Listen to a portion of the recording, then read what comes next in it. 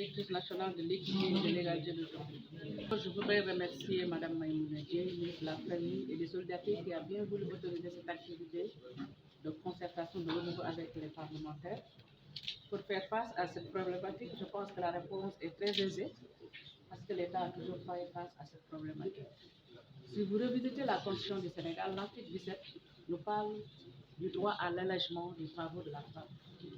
Je pense que la reconnaissance et la réduction du travail domestique non rémunéré, l'État l'a compris très bien, parce que ce programme remonte à des décennies, 90 déjà, mais c'est en s'inscrivant et en restant fidèle à cette philosophie que l'État continue de réaliser ou d'imaginer toutes les solutions possibles. Et dans le contexte où nous parlons, je l'ai dit tantôt, nous sommes très réconfortés parce que c'est pour la première fois, on voit dans un référentiel de développement social et économique que cette thématique puisse être intégrée. Je vous l'ai dit, c'est dans l'axe 3 du nouveau référentiel.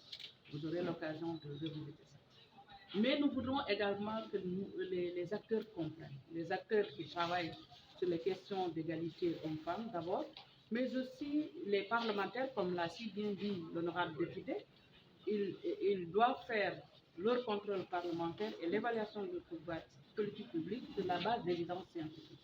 Et c'est l'occasion de remercier le CREC qui nous accompagne depuis des années. Depuis 2019, on est avec le CREC sur cette question. Et nous pensons que les politiques publiques éclairées sont beaucoup plus efficaces et efficientes et adaptées aux besoins des populations. Elle vous l'a dit, ce que nous visons, c'est le bien-être des personnes qui fournissent ces soins-là. Et nous avons remarqué que les femmes sont par essence des pourvoyeuses de soins domestiques non rémunérés. Tout à l'heure, il en a parlé, il faut faire la nuance. On a dit non rémunérés. C'est des tâches, comme l'ont dit ceux qui m'ont précédé, invisibles, mais on peut les valoriser par la redistribution. Le programme d'allègement, donner des équipements aux femmes, par exemple. Aujourd'hui, on est à une autre ère.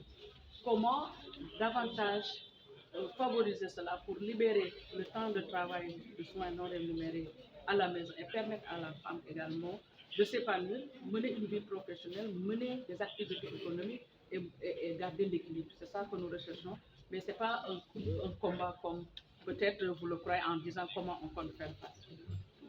Sensibiliser les hommes et les autres entités de la famille pour qu'ils puissent également soutenir les femmes. Parce qu'aujourd'hui, il y a des femmes et des hommes autant pour moi qui soutiennent leurs femmes et ils ont même dû se rendre compte que ça a amélioré leur bien-être et l'harmonie dans la famille. Je peux donner l'exemple de l'école des maris. Ces hommes-là, en plus de faire un travail de vulgarisation, de sensibilisation sur les droits des femmes, les violences, les questions de santé, ils soutiennent à la maison leurs femmes et on a vu ce que ça a eu comme impact. Ce sont ces genres d'initiatives concluantes que le gouvernement va encourager, mais aussi il est clair que nous allons vers une analyse approfondie de cette problématique.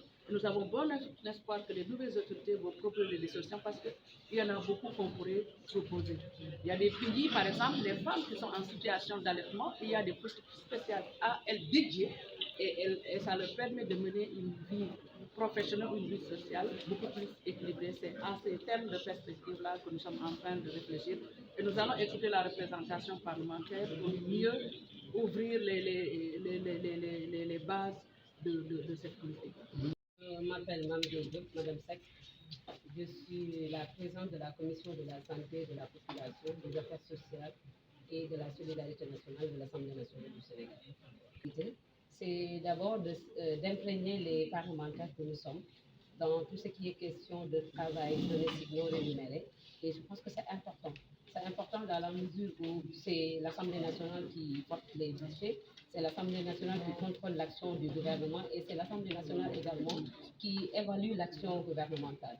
Donc, si le ministre en charge de tout ce qui est question de travail domestique ou de questions de genre vient à l'Assemblée nationale alors que les parlementaires ne sont pas au courant de ce qui se passe ou n'ont pas les chiffres, c'est-à-dire tout ce qui est études scientifiques. D'abord, pouvoir défendre ou faire un plaidoyer à cet endroit sera très difficile pour les parlementaires. Raison pour laquelle nous magnifions, mais également nous félicitons et remercions le ministère de la Famille et des Solidarités, mais également tous ses partenaires pour l'organisation de cet important atelier. Le domestique non rémunéré, c'est tout ce qui est effort consenti au niveau de la maison et qui n'est pas comptabilisée au niveau national et qui n'est pas aussi prise en compte dans l'économie nationale, c'est-à-dire dans le calcul même du PIB, c'est-à-dire intérieur. Il ne faut pas avancer sur les statistiques, mais tout ce que je peux savoir, c'est que la femme consacre plus de 21% pour ce travail-là, alors que les hommes consacrent 8%, juste 8% pour ce travail. Vous avez vu l'écart. Et que les femmes sont des professionnels des fois, les hommes aussi sont des professionnels, mais vous êtes professionnel en tant que femme, mais si vous venez à la maison aussi, il y a d'autres charges qui vous attendent à la maison, ça, vous savez ce que ça peut faire. Sur le plan sanitaire, donc la commission de la santé a quelque